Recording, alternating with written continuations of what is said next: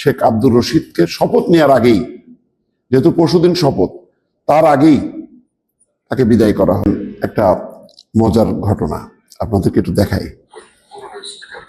এই যে দেখেন, এই 17 তারিখের মধ্যে তাদের শপথ গ্রহণ হবে।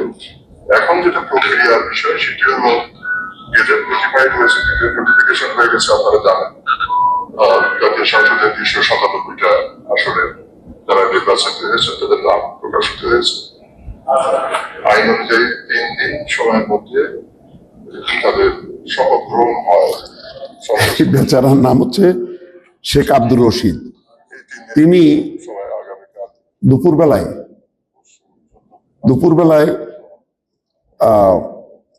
বলছিলেন মন্ত্রী পরিষদ সচিব হিসেবে যে কখন কিভাবে শপথ হবে, মানে এমপিদের কখন, তারপরে মন্ত্রিসভার শপথ কখন, আইনের কথা বলছিলেন। চুক্তিভিত্তিক নিয়োগের উনি হলেন মন্ত্রী পরিষদ সচিব।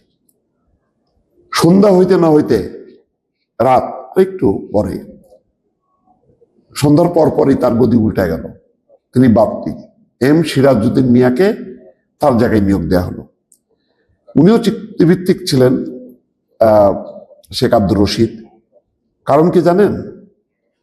এই ঘটনার মধ্য দিয়ে বিএনপি একটা ইঙ্গিত দিল যে এখন প্রশাসন থেকে জামাত হঠাৎ অভিযান শুরু হয়ে গেল।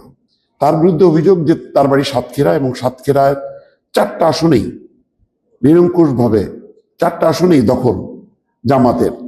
এবং সেই ব্যাপারে যে ওখানে ডিসি, এসপি, প্রশাসন যা যেভাবে সাজানো দরকার সবকিছু তিনি সাজিয়েছেন।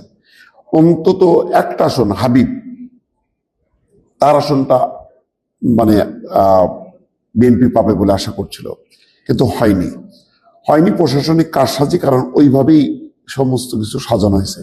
সেই কারণে এই শেখ আব্দুর রশিদ তো মন্ত্রিসভার সে পাঠ করবে, মানে বক্তব্যটা পাঠ করবে, হ্যাঁ, শপথ বাক্য যেটা সেটা পাঠ করাবেন তিনি সম্ভবত, বা তিনি উদ্বোধনী বা একটা দায়িত্ব থাকে, যদিও এটা শপথ বাক্য পাঠ করান রাষ্ট্রপতি, তার পক্ষ থেকে হয়তো তিনি আহ্বান জানান, এরকম কিছু। তো সেখানে